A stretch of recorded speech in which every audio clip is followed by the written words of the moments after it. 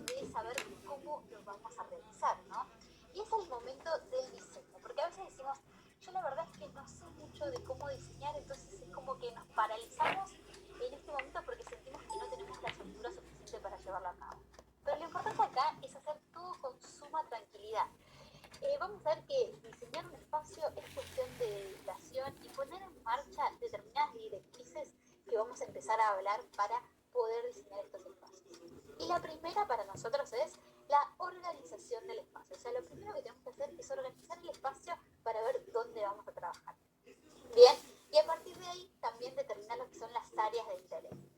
Y para hablar de las áreas de interés, vamos a empezar a pensar con esto de el uso del lugar que vamos a diseñar. Como por ejemplo, tenemos niños en nuestra casa o recibimos niños en nuestra casa durante algunos días particulares durante la semana. Es muy importante esto para ver la seguridad que necesitamos dentro del espacio exterior, ¿no? O sea, si tengo alguna laguna o algún lugar que sea un poco peligroso, es importante tenerlo en cuenta porque si yo recibo niños, es importante que estos lugares estén totalmente seguros para ellos.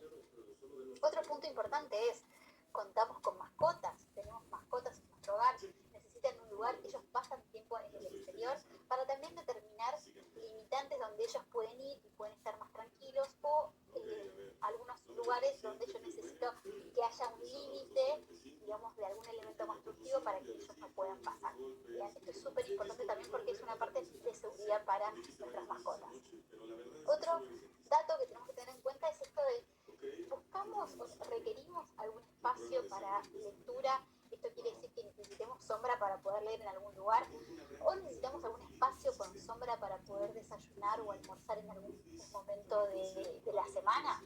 El tema de la sombra, de los lugares con sombra, son muy importantes porque esto me va a hacer analizar si voy a requerir colocar algún elemento constructivo o no, si puedo colocar algún elemento que sea más que nada provisorio en algunos momentos del año, solamente en verano, pero es muy importante ya determinar esto. Yo paso tiempo para leyendo en lo que es un espacio exterior o necesito un lugar para almorzar y por eso necesito un poco más de sombra y no sol directo durante todo el almuerzo o todo el momento del desayuno.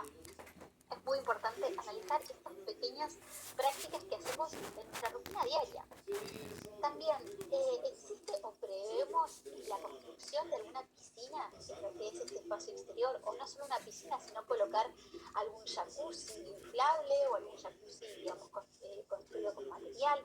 Es importante esto de qué lugares vamos a requerir con mayor precisión a la hora de la recepción del sol directo, para dejárselo, para dar paso a esos determinados espacios que en algún momento vamos a utilizar.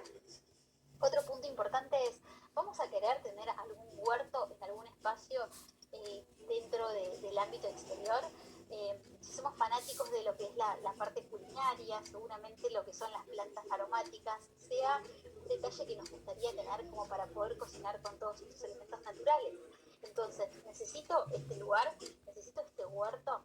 Principalmente muchas de las plantas aromáticas necesitan mucho sol directo, entonces hay que requerir y darle paso y darle este lugar a estas plantas aromáticas para que crezcan correctamente. También es necesario ocultar alguna vista dentro de este espacio exterior, como por ejemplo lo que es el exterior de un aire acondicionado que no queremos que se vea, que estéticamente no queda muy lindo. Necesitamos ocultar este exterior del aire acondicionado en algún lugar donde vamos a diseñar, o también necesitamos ocultar algún lugar que usamos de guardado en exteriores, como por ejemplo algún tipo de mueble de PVC o algún mueble que no quiero que se vea mucho porque ahí guardamos todas las herramientas de jardinería o las herramientas para regar las plantas. Es necesario ocultarlo, queremos que se vea, queremos que no se vea. Es importante eso también para ver qué podemos diseñar dentro de estos espacios, para que estas vistas que no nos gustan tanto no estén a la altura del alcance de las personas que vayan a visitarnos. También esto de queremos tener alguna vista especial en nuestro jardín desde algún punto interior de nuestro hogar. Esto, por ejemplo, yo tengo una casa con 2 plantas. En la planta alta, supónganse, tengo mi oficina donde trabajo todos los días. Mi oficina da hacia algún ángulo del jardín y quiero que en forma diaria, porque paso mucho tiempo en mi oficina, quiero ver algo que me relaje mucho, o quiero ver los colores que me gustan a mí, o algún color preferido mío, o alguna planta que me transmita mucha, digamos, o energía, o alguna planta que me transmita mucha tranquilidad. Como por ejemplo, me gustaría tener alguna planta azul, porque el color azul me relaja, y me gustaría tener alguna planta de lavanda en esa esquina, en ese ángulo que yo tengo desde mi oficina. Entonces, desde ese punto de vista, también es importante analizar las vistas exteriores que tengo de mi exterior, para que de esta forma yo pueda generar microespacios en lugares donde yo necesito mejores vistas desde el interior. ¿Bien? Todas y cada una de estas preguntas son las más importantes que nos tenemos que hacer y las que van a ser claves a la hora de organizar exteriores, porque lo primero que tenemos que entender es las necesidades que tenemos para luego analizar cómo organizarnos. Ahora bien, ya nos hicimos todas estas preguntas, ya sabemos qué es lo más importante para nosotros. Ahora pasemos a la parte de la organización, ¿no? Que es un tema muy importante. Y para esto, ya habiendo analizado qué nos gustaría realizar o qué realizamos en nuestros espacios exteriores, es fundamental comenzar de lo que es de menos a más, ¿bien? ¿Cuáles son las áreas que sí o sí tienen que estar para luego empezar a incorporar otras que puede que sí o puede que no estén, ¿bien? En este momento, olvidémonos de los detalles en concreto, sino que solamente pensemos en configurar áreas, ¿bien? Y para esto, ya que teníamos en nuestro bosquejo ya realizado, nuestro plano de bosquejo realizado, es importante sobre este mismo plano empezar a diseñar diferentes áreas que queremos incluir, definiendo dónde van a ir en cada parte del espacio, qué lugares van a tener áreas como en este ejemplo que tenemos acá en este jardín, tenemos un área de comedor en este sector, después acá tenemos otra área que tiene sillas como para sentarnos a tomar sol o a leer en este lugar del jardín. Y luego al final, acá atrás tenemos un área de depósito donde vamos a guardar todas las herramientas que utilicen en el jardín. Estas son como las zonas que nosotros vamos a requerir para nuestras actividades o zonas de interés. Pero así también tenemos que determinar, además de incluir estas áreas, dónde va a estar los espacios del césped, o sea, en qué sectores va a haber césped. Como vemos acá, acá también tenemos todo lo que es el área del césped. También, ¿cuál será un área arbolada donde vamos a colocar, supónganse, juegos recreativos para niños si lo tenemos? O sea, si en este sector quiero colocar algunos columpios o algún juego recreativo que a los niños que están en mi hogar les gusta. También, ¿cuál va a ser la zona más soleada, ideal para colocar lo que les decía recién, este huerto de plantas aromáticas, si va a ser en este sector? También colocarlas acá y marcar como que ese va a ser el sector de las plantas aromáticas. Es muy importante decidir, digamos, con tiempo y configurar estas áreas para que sean como las más prácticas y todo nuestro diseño exterior funcione correctamente y cumpla las expectativas de quienes vamos a habitar este espacio, ¿no? Ahora bien, pasemos a ver un ejemplo también de la organización de lo que es una terraza. Vamos a ver que en un área como una terraza vamos a necesitar zonificar también. Acá tenemos como por ejemplo en el lado derecho lo que es el área del comedor, súper importante, amplia. Esta persona debe recibir mucha gente, mucha visita y por eso necesita tanto lugar de sentado. Y luego del lado izquierdo tenemos un área de living, que debe ser un área más para relajar, ¿bien? Pero es importante esto de canalizar y zonificar los espacios para determinar qué actividades necesitamos hacer y qué actividades son las más importantes para luego acompañar el resto del espacio con otros objetos o especies naturales. Bien, acá vamos con otro ambiente, que es una galería. Vemos que en la parte, digamos, más profunda, acá en la parte del fondo, tenemos lo que es un área de comedor. Lo que tienen las galerías, principalmente, es que tienen mucha conexión con el lado interior, o sea, con nuestra casa interior.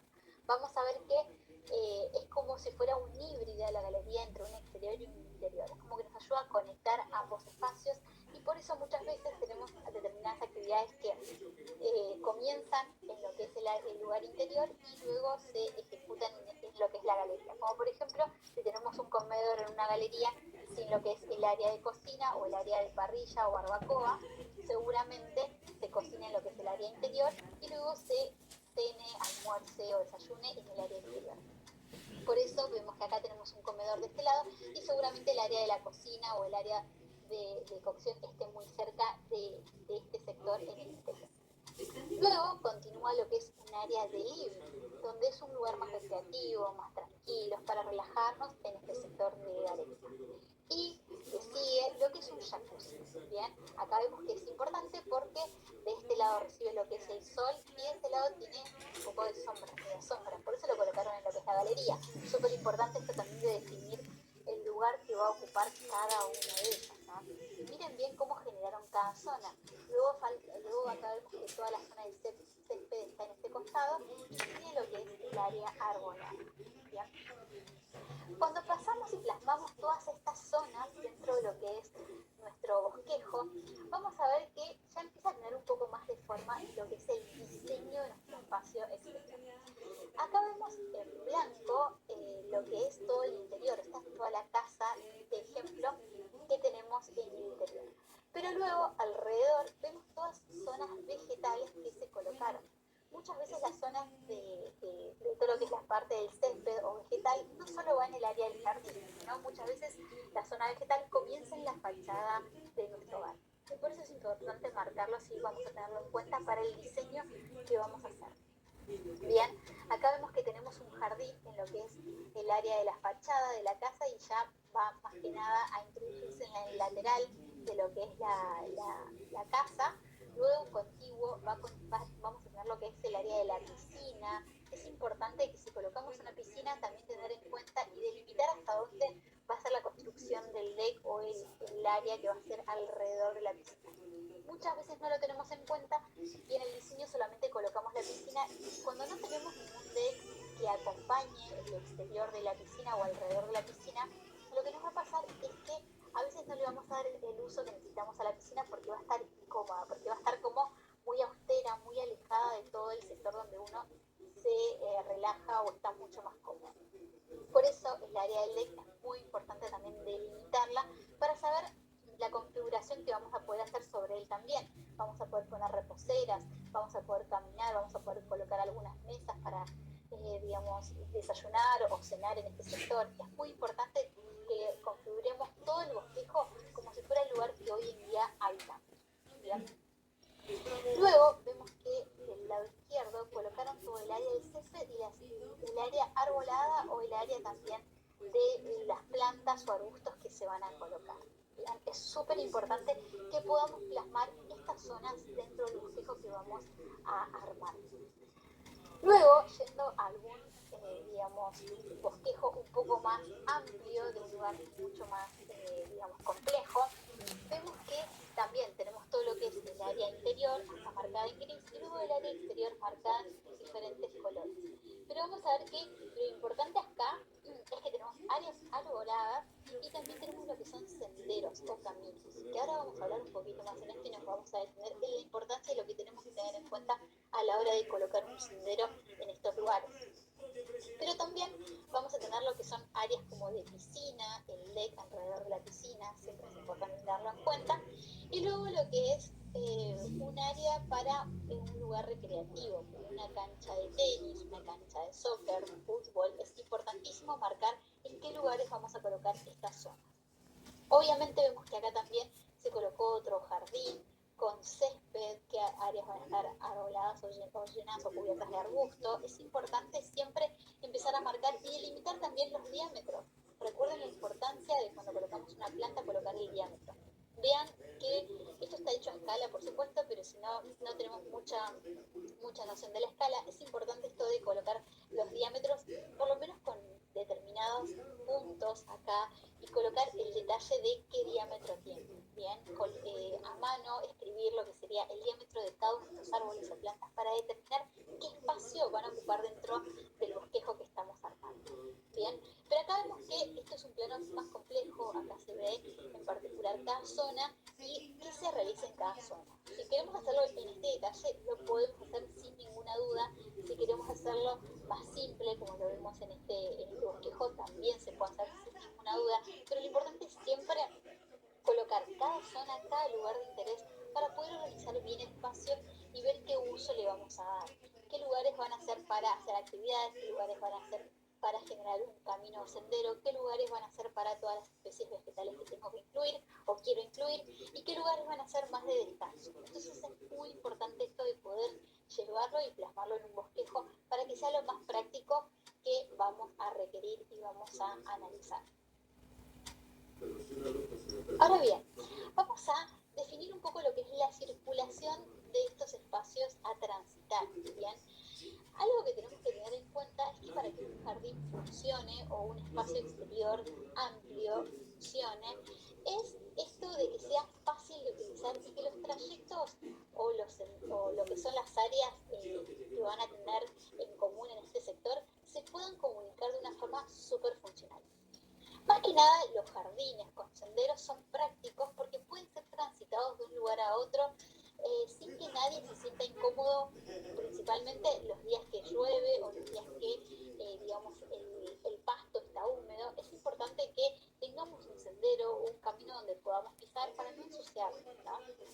Respecto a esta cuestión, como regla general tenemos que evitar que los senderos o los caminos den muchos rodeos, o sea, que vayan muchos zigzag o den muchos giros, porque esto va a hacer como que en algún momento sea un poco incómodo. Esto no quiere decir que no vamos a colocar algún tipo de rodeo, algún tipo de zigzag, porque es muy importante también a la hora de generar determinadas escenografías dentro de nuestros jardines, pero la idea es que dotemos estos recorridos con determinados peldaños de senderos o pasarelas o caminos auxiliares cuando los necesitemos, cuando sean necesarios para comunicar o conectar determinadas zonas dentro de área exterior.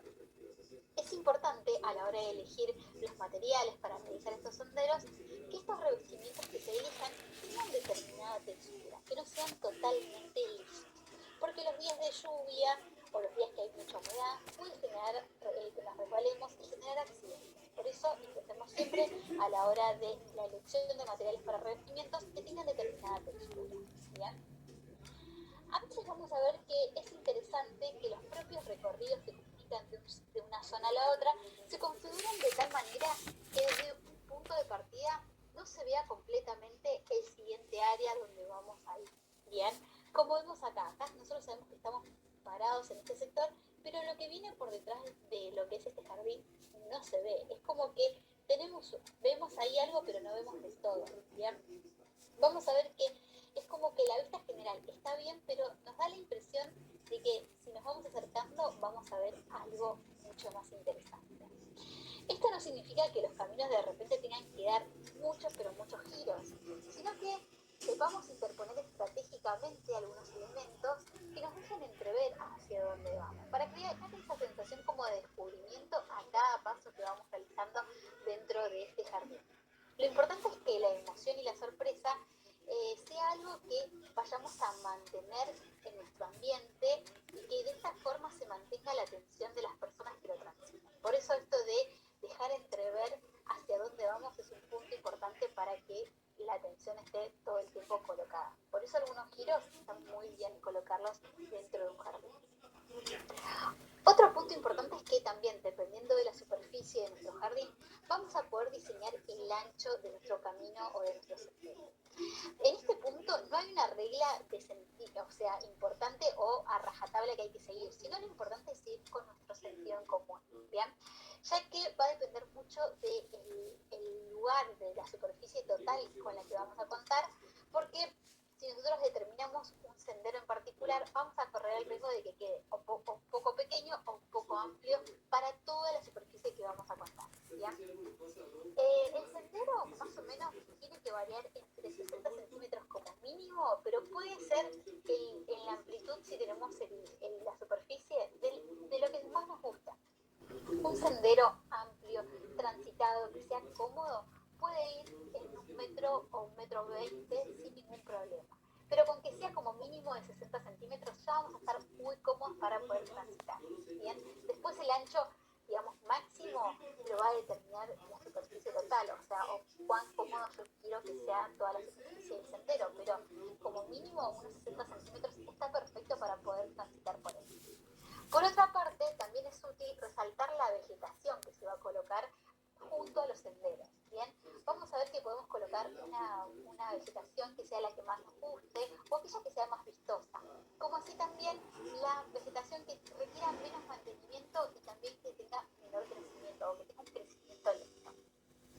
ideal que el crecimiento sea bastante escueto para que no cubra la superficie total a transitar.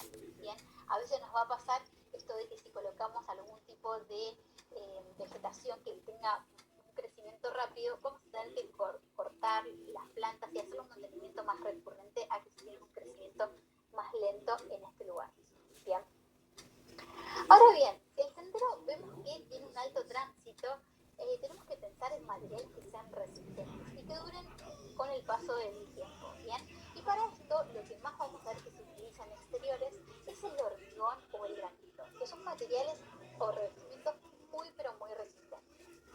Si el sendero es diseñado más que nada con fines decorativos y a la vez tenemos algún tipo de sendero que vaya a tener contacto con el agua, pero que sea más que nada de vista, que no sea un lugar que se vaya a transitar de una forma frecuente, podemos elegir como material a utilizar la madera. Pero lo que tiene la madera es que va a requerir mayor cuidado. ¿Bien? Recordemos siempre que para proteger una madera en el exterior vamos a necesitar principalmente primero hacerle como una pulida a la madera con alguna lija y luego colocar un impregnante. El impregnante es un tipo de líquido que nos va a ayudar a proteger la madera de cualquier tipo de insectos que pueda tener, también protegerlas del filtro UV porque vamos a ver que la madera estar en contacto con el sol se va a resecar mucho. Entonces es importante esto de primero colocarle un impregnante para protegerla 100%. Luego de este impregnante es importante recubrir la superficie con lo que es una pintura de laca poliuretánica o laca al agua poliuretánica para proteger la madera, pero es como si fuera la parte más superficial, es como generarle el protector a la madera. Bien, esto va a hacer que si tenemos algún tipo de lluvia o la madera esté en contacto con el suelo, con la tierra en sí o con el sustrato, no se deteriore fácilmente, porque vamos a ver que la laca lo que hace es recubre toda la madera y hace que la madera quede 100%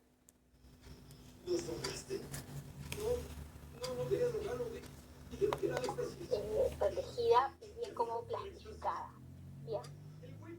Ahora bien, yendo a lo que es el diseño del camino, es importante que el diseño tenga estrecho vínculo con el diseño que vamos a hacer en el espacio exterior. Bien, esto de que el sendero sea recto o curvo no va a depender de que haya una regla que diga tiene que ser así o tiene que ser de otra forma. Lo importante siempre va a ser que se pueda jugar y puedan seguir las líneas del espacio. Recordemos que es muy importante esto de jugar con las líneas que van a tener los elementos constructivos y las plantas. Esto quiere decir que si tenemos elementos constructivos o plantas que tengan muchas líneas verticales, muchas líneas rectas, intentemos que nuestros senderos tengan algunas líneas más curvas, para que de esta forma puedan jugar entre sí las líneas. Y en viceversa, si tenemos muchas líneas curvas en lo que es un espacio exterior, porque tenemos muchas copas de árboles circulares, porque también tenemos elementos varios estructurales que sean circulares, vamos a intentar que nuestros senderos sean más rectos. Recordemos eso de jugar con las líneas, siempre es súper, pero súper importante. Acá en estos ejemplos vemos que algunos son más curvos, otros son más rectos, pero eso va a depender principalmente de las líneas del lugar. Bien, acá vemos que tenemos muchas como maderas más rectas, como elementos más rígidos, más lineales, y por esto colocaron lo que es un sendero más curvo. Acá vemos un sendero un poco más recto y tenemos acá todo lo que son pendientes o niveles más curvos. Entonces vemos que ahí se juega con esto de las líneas dentro de estos espacios. No es que el sendero tiene que ser o recto o más curvo, sino que siempre va a depender de las líneas con las que contamos en el espacio. También, en el ejemplo que vemos acá centrado, vemos que se utiliza lo que es un revestimiento en el suelo que se llama adoquín. Este revestimiento es muy utilizado para construir calles o callejones en exteriores y por eso vamos a ver que por este motivo es muy utilizado en cualquier tipo de jardín, galería o terraza, porque vamos a ver que son revestimientos muy resistentes en un exterior. Está claro que para colocar cualquier tipo de planta en el exterior, podemos colocar la que más nos guste a nosotros y la que más se adapte también a la recepción del sol directo o de la sombra que podemos llegar a tener en el lugar. Pero cuando hablamos de los senderos, es ahí es donde nos tenemos que detener a ver en qué especies pueden llegar a funcionar correctamente. Porque vamos a ver que hay determinadas especies que van a ayudarnos, por sobre todo con el tema del crecimiento, de que tenga un crecimiento más lento, o también que nos acompañe con alguna fragancia o algún aroma que nos permita que cuando transitemos por ese sendero necesitamos ese aroma que nos va a conectar con ese espacio. ¿Bien? Por eso, de este lado, hay ciertas formas, hay ciertos tamaños, hay ciertos ejemplos o ejemplares de especies de plantas que nos van a llevar a que el espacio sea más cómodo y más funcional y más, digamos, más sensorial para transitar. ¿Bien? Entonces, de este lado, vamos a ver que entre las mejores plantas para senderos y caminos están lo que son las camelias, las ratiopelis, las rosas, las lavandas y las violetas si buscamos que nuestros senderos tengan flores. ¿Bien? Vamos a ver que estas son plantas con flores que van a tener flores en determinada parte del año. Vamos a ver que las camelias florecen en invierno, en cambio las ratiolepis vamos a ver que florecen en primavera, pero lo importante acá es que en alguna parte del año vamos a tener flores que nos van a llevar a que sea mucho más vistoso nuestro sendero. ¿Sí? También, si buscamos pensar en plantas que nos lleven a aromas, que nos trasladen a un lugar con alguna fragancia, podemos ir por plantas aromáticas. Elegir plantas aromáticas como el laurel, el romero y también la menta, que se pueda percibir en el camino esa fragancia que nos conecten hacia ellos. Otro tipo de plantas que también podemos recomendar para colocar cerca de los senderos que principalmente no tengan flores pueden ser lo que es la cicas revoluta, que vamos a ver que es una planta muy similar a una palmera, pero es una palmera pequeña, chiquitita, y como cualquier palmera pequeñita vamos a ver que crece bien hacia arriba, es como que va a ir hacia arriba y esto hace que no pierda mucho la forma. Por eso vemos que la cicas revoluta es un tipo de planta que se va a recomendar para colocar cerca de los senderos. Las características principales de este ejemplar es que necesita sol directo, para que sus hojas tengan ese dejo de amarillo verdoso o ese torno amarillento con el que va a tener las puntas de las cicas revolutas. Es mejor que se coloque y se pueda plantar más que nada en espacios donde las temperaturas no desciendan a 10 grados. Porque si desciende esta temperatura, vamos a ver que la planta va a dejar de crecer, más que nada en temporadas de invierno. Después en primavera, verano y otoño, donde hay temperaturas más altas, no va a haber ningún problema. Pero si vamos a estas temperaturas menores de 10 grados, no va a crecer correctamente. Otra planta también que tiene poco mantenimiento y que tiene un crecimiento lento, más que nada para colocar cerca de senderos sin flores, es la sansevieria, que vamos a ver que es una planta que soporta casi todo. Nosotros decimos que es una planta todoterreno. Vamos a ver que es una planta que puede llegar a soportar una falta de luz, también va a soportar lo que es una tierra pobre de sustratos y la falta de agua. Pero lo que sí no va a soportar es tener un suelo con mal drenaje. Esto quiere decir un suelo que no pueda, digamos, absorber correctamente el agua y también suelos que estén saturados de agua. Porque vamos a ver que es una planta que muchas veces se las ve en lugares desérticos, son plantas que no necesitan mucha agua, como recién decíamos, pueden soportar lo que es la falta de agua, también la falta de luz y también lo que es una tierra sin muchos sustratos, ¿bien? Sin muchos nutrientes que necesitan para poder crecer, ¿bien? Pero un mal drenaje, o sea, mucha agua y la saturación de agua en sí, no lo van a soportar. Pero es una planta que muchas veces se coloca alrededor de los senderos porque es muy fácil de mantener. Ahora bien, vamos con uno de los arbustos más reconocidos para sectores alrededor de los senderos, que es el boj. Vamos a ver que el boj es el arbusto más afamado porque también lo usamos mucho para colocar como cerco en muros colindantes y principalmente es afamado y lo reconocemos por esas pequeñas hojas que tiene y se conectan entre sí. Es como que parece que están todas entreconectadas las hojitas pequeñas que tienen. Y vamos a ver que mientras más se vaya podando el boj, más apretadas van a quedar las hojas y van a quedar mucho más como compactadas. ¿Bien? Es importante saber que el boj crece tanto al sol como a media sombra y soporta muy bien el frío. Por eso es un tipo de arbusto que lo vamos a ver en muchísimos países, tanto en países muy fríos como países muy cálidos. El boj se utiliza porque soporta cualquier tipo de temperatura, ¿bien? Y más que nada frío, heladas, lo soporta muy bien. Por eso se usa durante todo todo el año en cualquier país tenga temperaturas tropicales o temperaturas más que nada. Ahora bien, también tenemos otro tipo de arbusto y algunas especies de abeto también son pinos, son árboles. Entonces vamos a ver que tenemos algunos abetos que van a soportar esta categoría y van a estar dentro de la categoría de un arbusto y dentro de la categoría de un árbol.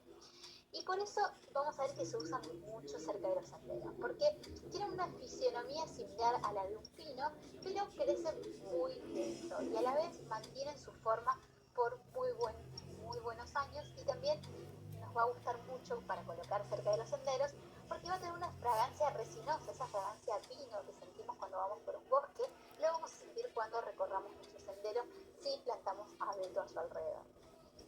Como les mencionaba recién, tiene un crecimiento lento y más lento aún si está plantado en zonas tropicales o en zonas demasiado cálidas. Va a crecer mucho menos a que si está colocado en zonas más frías.